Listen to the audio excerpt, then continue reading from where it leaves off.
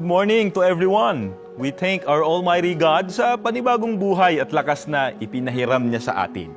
Hayaan nating ang kanyang mga salita ang laging gumabay sa araw-araw nating buhay. Pakinggan po ninyong nakasulat dito po sa Jeremias 9:23, ganitong ating mababasa.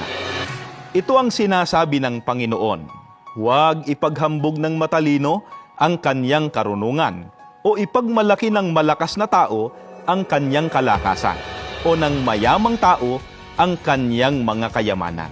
Ano man pong katangian o karunungan o kayamanan ang maaring taglay po natin, huwag po itong ipaghambog o ipagmayabang. Wala tayong sukat ipagmalaki sapagkat may limitasyon ang atin pong magagawa at may hangganan ang lahat ng bagay sa mundo.